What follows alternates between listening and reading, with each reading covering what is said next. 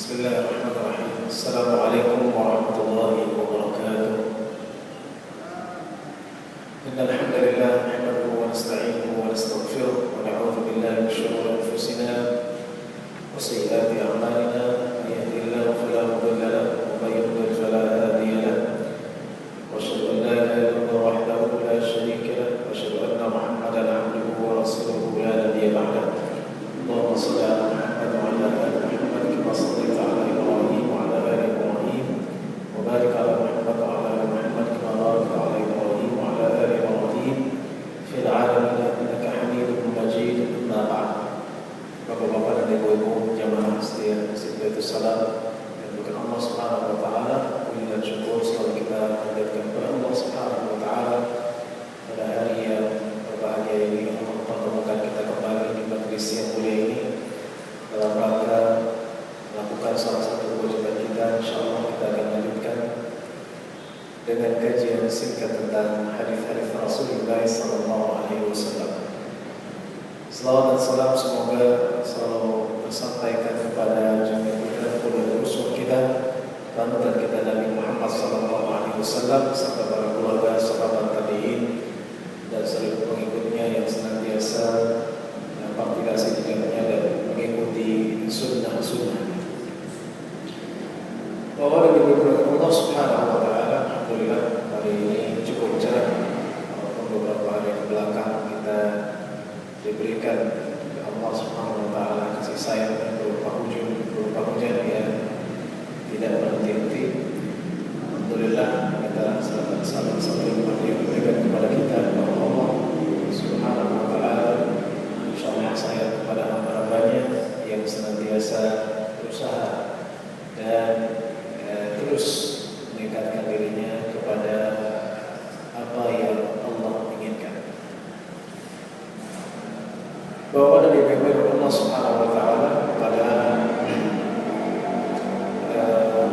kesempatan kali ini ada 3 hadis yang saya ingin sampaikan berkaitan dengan hadis-hadis palsu dan lemah.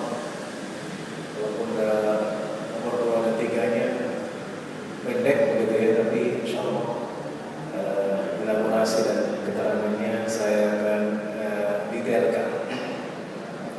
Hadis yang pertama adalah tentang salat yang mencegah orang yang melakukannya dari perbuatan keji dan mungkar. Hadis ini berbunyi, "Man lam tanhahu salatuhu 'anil fahsya'i wal munkar, lam tazidhu min Allah illa bu'dan." Barang siapa yang tidak mencegah salatnya dari perbuatan keji dan mungkar, maka tidak menambah baginya kecuali jauh dari Allah Subhanahu wa taala. Ya. Sekilas hadis ini bagus, ya. Artinya juga bagus, tapi kita akan jelaskan beberapa hal penting berkaitan dengan hadis. Hadis ini diriwayatkan oleh Al-Qurtubi dalam Musnad Asy-Syihab, ya. Dan saya perlu ulangi, apabila riwayat hadis itu dalam Musnad Asy-Syihab, ya, yang dimiliki atau yang ditulis oleh Al-Qadha'i, maka bisa dikatakan hadis-hadisnya lemah, ya, karena tempat-tempat ini, ya, atau buku-buku ini dalam istilah ilmu hadis dengan mawad al-hadis ad-dhaif, ya, yaitu tempat-tempat diduga atau memang kebanyakan dalam buku-buku ini hadisnya kebanyakan lemah ketimbang hadis-hadis yang kuat, yang sahih ataupun yang sahih. Ya, dari Al-Hasan Al-Basri secara mursal. Jadi hadis ini mursal artinya hadis mursal, saya ulangi, adalah hadis, ya, yang di dalamnya tabi'in mengatakan qala Rasulullah, ya. Misalnya Al-Hasan Al-Basri dia mengatakan di sini qala Rasulullah sallallahu, maka hadisnya mursal, ya. Mursal itu artinya lepas. Ya, ada yang hilang dalam sanadnya, yang spesifiknya adalah setelah tabi'in atau tabi'in dia mengatakan langsung Rasulullah SAW bersabda. Ya. Hasan Al-Basri posisinya sebagai tabi'in, dan tabi'in, saya ulangi, adalah murid sahabat yang dimana bertemu dengan sahabat dan tidak pernah bertemu dengan Rasulullah sallallahu alaihi wasallam. Tidak pernah bertemu dengan sahabat. Maka ketika datang seorang tabi'in dia mengatakan qala Rasulullah sallallahu alaihi wasallam, hadisnya apa? Hadisnya mursal. Ya, itu istilah dalam mustalah hadis. Apabila seorang tabi'in mengatakan qala Rasulullah sallallahu alaihi wasallam, hadisnya mursal. Ya. Walaupun pada hakikatnya mungkin dia punya sanadnya begitu. Ya. Tapi ketika dia tidak menyebutkan, menghilangkan sanadnya, itu hadis mursal. Ya. Maka hadis mursal hadis yang dhaif. Juga Al-Qadha'i dan At-Tabarani, Al-Qadha'i hadis selanjutnya 306 dan At-Tabarani dalam Mu'jam Al-Kabirnya dari Tawus, dari Laith di sini Laith bin Sulaim, dari Tawus dari Mu'abbas radhiyallahu anhu qala sallallahu, ya. Dan Laith bin Abi Sulaim, ya. Laith bin Abi Sulaim adalah thiqah mudallis. Ini kita sudah masuk dalam istilah-istilah hadis. Sudah kita jelaskan bahwa thiqah itu adalah orang yang terpercaya. Ya. Ternyata orang yang terpercaya ini dia bisa jadi mudallis. Ya. Apa ini bedanya? Orang yang mudallis adalah ulama hadis mengatakan an yarwi rawi amman sami'ahu ma lam yasma'hu. Jadi seorang rawi meriwayatkan dari gurunya, dari orang yang memang dia meriwayatkan darinya. Ya, dia sering dengar dari guru itu, tapi hadis itu dia tidak dengar dari. Maksudnya gimana? Maksudnya saya punya guru, saya belajar ke guru ini, hadis-hadisnya saya nukil, perkataan saya nukil. Tapi ada satu hadis saya tidak dengar langsung dari guru itu. Ya. Kemudian dalam riwayat hadis saya bilang misalnya nama guru saya Muhammad bin Hasan, Muhammad bin Hasan, dari Muhammad bin Hasan. Ya, maka ini disebut dengan mudallis. Ya. Karena saya menyembunyikan satu keadaan di mana saya tidak meriwayatkan langsung hadis itu dari si guru Muhammad bin Hasan. Ya. Apakah itu pendusta? Tidak pendusta.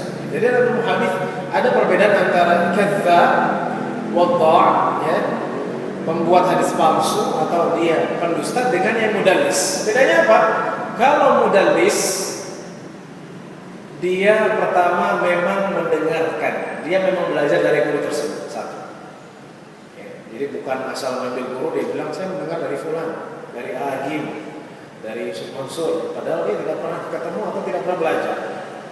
Yang kedua, ya, mudallis ini berbeda dengan pendusta karena pendusta dia langsung menggunakan bentuk kata yang langsung, misalnya telah berbicara kepada saya Muhammad bin Hasan. Itu beda. Nanti dalam hadis ada antara telah berbicara kepada saya, telah berbicara kepada kami, dengan dari. Ada haddatsana dari an. Keduanya berbeda. Dalam hadis itu nanti kalau misalnya kita mengkaji lebih jauh lagi tentang ilmu hadis. Ya. Jadi kalau misalnya seseorang perawi yang dia thiqah, katakan terpercaya, kemudian dia mengatakan haddatsana, telah berbicara kepada kami fulan, si guru fulan, padahal dia tidak pernah mendengarkan hadis itu dari Muhammad, dari gurunya, maka dia berubah dari thiqah menjadi kadzdzab, pendusta. Tapi karena perawi ini yaitu Laith bin Abi Sulaim, dia mengatakan dari Tawus, dari Tawus itu ada dua kemungkinan. Ya, kalau dia mudallis, bagaimana tahu mudallis? Kita baca sejarah. Ya, kalau dia bilang an Tawus, ya, itu ada isyarat bahwa Laith bin Abi Sulaim dia tidak langsung mendengarkan dari gurunya Tawus, tapi dari teman-temannya atau murid lain. Dari si fulan itu adalah. Jadi berbeda antara dari dengan telah berbicara kepada saya. Jadi kalau telah berbicara kepada saya, orang yang mengatakan itu padahal hakikatnya tidak, dia langsung berubah menjadi pendusta. Tapi kalau dia mengatakan dari fulan, padahal dia tidak mendengar dari fulan, artinya ada jarak atau ada perantara, maka dia mudallis. Hadis-hadis mudallis tidak diterima dari seorang yang terkenal dengan itu sampai dia dalam riwayat lain mengatakan haddatsana, telah berbicara kepada saya. Kemudian dikatakan oleh Haythami dan Majmu' Az-Zawaid bahwa Laits bin Mudallis At-Tabarani juga meriwayatkannya secara mauquf dari Ibnu Mas'ud dengan sanad yang sahih. Jadi hadis ini yang sahih adalah mauquf, ya. Jadi bukan perkataan Rasul SAW, tapi ini perkataan Ibnu Mas'ud, ya. Jadi harus dibedakan antara perkataan sahabat dengan perkataan Rasulullah. Karena perkataan Rasulullah 100% tidak pernah salah. Perkataan selain Nabi SAW atau selain para Nabi bisa salah, termasuk salah. Ya, walaupun di dalamnya ada permasalahan. Ya. Apakah orang yang meninggalkan atau orang yang melakukan sholat dan ternyata dia terus dalam al-fahsya wal munkar, kekejian dan kemungkaran, apakah dia memang jauh dari Allah Subhanahu wa taala? Ya, kita lihat beberapa hadis dalam Al-Qur'an. Misalnya dalam Al-Qur'an disebutkan utlu ma uhiya ilaika minal kitab wa aqimis shalah innas salata tanha 'anil fahsya'i wal munkar wa la dzikrullahi akbar wallahu ya'lamu ma tasna'un. Ya. Jadi dikatakan bacalah apa yang diwahyukan kepadamu dari Alkitab dan dirikanlah salat, sesungguhnya salat mencegah dari perbuatan keji dan munkar. Itu salat yang betul. Bagaimana salat yang betul atau tidak membedakannya? Salat yang betul pertama salat yang dilakukan hanya untuk Allah.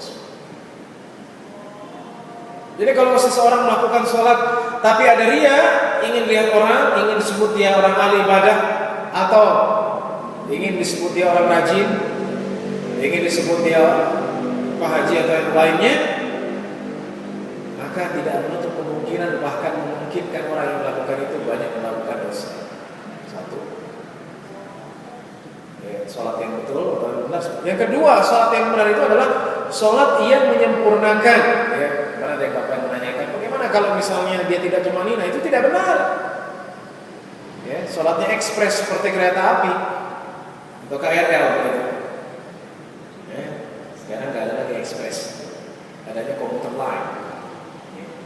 Atau mobil yang ngebut begitu. Ya. Itu tidak benar. Maka sholat-sholat seperti ini tidak benar dalam arti tidak bisa mencegah orang daripada perbuatan fahsyat. Yang ketiga, sholat yang benar itu apa? Sholat yang dimaknai sholat dan diaplikasikan dalam kehidupan. Ya, dimana artinya khusyuk. Kalau kita sholat tapi pikiran kita kemana-mana, pikiran anak gitu ya, atau pikiran dapur, pikiran istri, pikiran masalah rumah tangga, maka kita sholatnya belum benar, belum betul. Ya, walaupun secara syarat, secara rukun kita sudah tumanina, tapi kalau pikiran kita kemana-mana, kita belum termasuk orang yang khusyuk.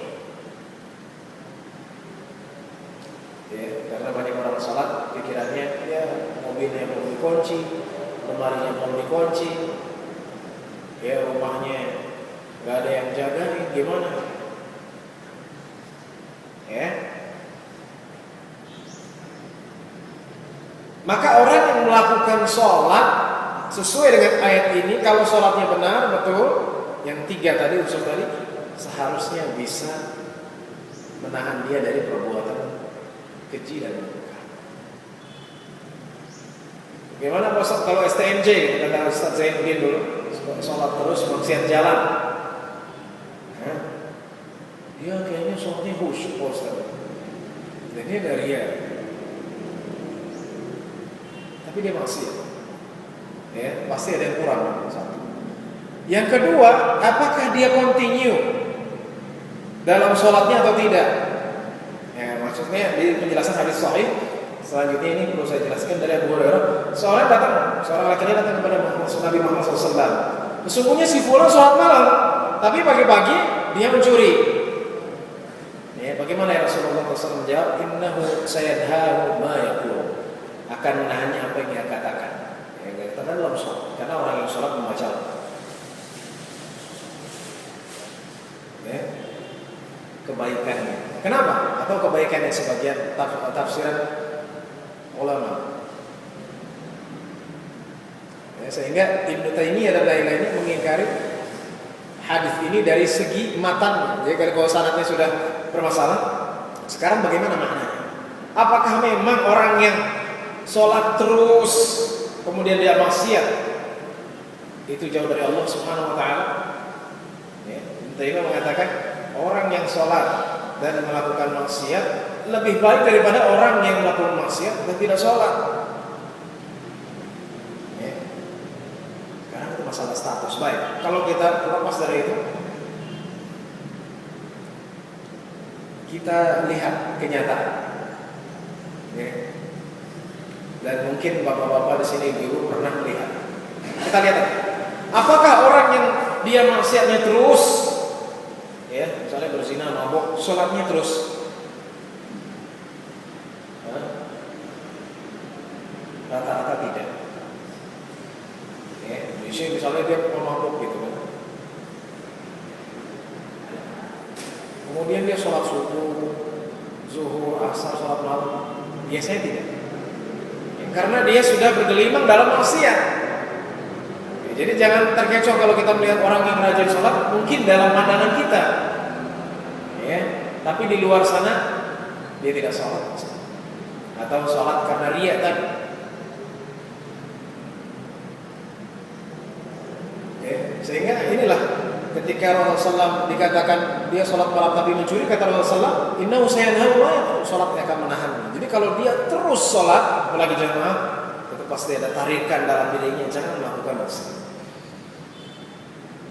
Ya, tapi kalau orang sudah maksiat terus maksiat, dia nggak mau sholat, biasanya seperti itu. Ya, apalagi dosa-dosa besar. Ya, sehingga Rasulullah SAW dalam hadis lainnya juga ada sahabat melaporkan Rasulullah SAW dia berzina. Terus Rasul lihat dia sholat, innahu yusolli, dia sholat. Dan ini pengalaman, pengalaman yang pernah saya lihat di negeri Arab sana. Jangan punya anggapan orang Arab baik semua. Jadi kalau mereka melihat orang sholat gitu kan, dia bilang kayak usalli, dia sholat. Ya. Gak mungkin, ya maksudnya gak mungkin dia melakukan zina. Ya. Gak mungkin dia mabuk-mabukan. Ya. Karena dia menjaga sholatnya. Kalau orang sudah mabuk-mabukan dan sudah tidak ingat kepada Allah, dia tidak akan sholat. Itu kenyataannya. Ya. Kalau koruptor bagaimana? Ya, kalau koruptor dia ada masalah dalam sholat. Ya, bisa jadi dalam 3 hal tadi. Bisa jadi dia sholatnya, ya karena status begitu. Saya kepala di sini, saya ingin dilihat orang bahwa saya sering sholat. Yang tidak ikhlas pada Allah. Ya. Atau bisa jadi hatinya dia melakukan satu perbuatan maksiat yang tidak dilihat orang. Ini bahaya. Maksudnya bagaimana? Maksudnya ada orang ya, kalau dia ikut sholat kayaknya paling khusyuk begitu. Ternyata orang ini ketahuan dia kalau malam-malam ya gabung sama orang-orang ya, cewek misalnya, atau minum-minuman keras misalnya, atau misalnya pergi ke sana melakukan maksiat. Nah, ini adalah yang disebut dalam hadis Rasulullah SAW, ya, orang yang tidak istiqomah. Ya, orang yang dia dibisikkan syaitan untuk melakukan amalan syaitan, sehingga yang kelihatan oleh manusia amalannya bagus semua, padahal dia melakukan maksiat. Ya, jadi saya ulangi bahwa sholat yang benar itu pasti mencegah orang dari perbuatan maksiat. Sesuai dengan firman Allah SWT, inna salata tanha 'anil fahsya'i wal munkar. Jadi kalau sholatnya benar, ya misalnya bukan ria, ya, yang kedua tidak menyempurnakan rukun-rukunnya, yang ketiga tidak memaknai sholat ataupun tidak diaplikasikan ajaran dalam sholat, maka itu memungkinkan dia untuk melakukan dosa. Yang kedua adalah ini masalah melihat mushaf, ya, dan melihat anak kepada orang tua. Ya, tentunya mushaf dengan Al-Quran, ya, Al-Quran kalamullah, mushaf yang cetak kita tidak bahas itu. Yang penting Al-Quran yang kita baca dalam bentuk mushaf, kita yakini kebenarannya dan kita menghormatinya. Ya, jadi nggak boleh ini kan mushaf, ya, diinjak-injak aja begitu kan? Ya, sebagian orang-orang dari kampus liberal gitu kan, ya, ada di Jogja, saya baca, bukan dirobek, injak-injak ini kan cuma mushaf, ya, itu tidak boleh. Penghinaan terhadap Al-Quran, karena di dalamnya ada kalamullah. Di sini dikatakan an-nadharu fil mushafi ibadatun, melihat mushaf adalah ibadah. Melihat anak kepada kedua orang tuanya ibadah, melihat kepada Ali bin Abi Thalib adalah ibadah. Baik, sekarang melihat mushaf. Hadis ini saya jelaskan oleh Ali bin Al-Farati dari Jabir bin Mu'adz dalam sanadnya ada Muhammad bin Zakaria bin Dinar.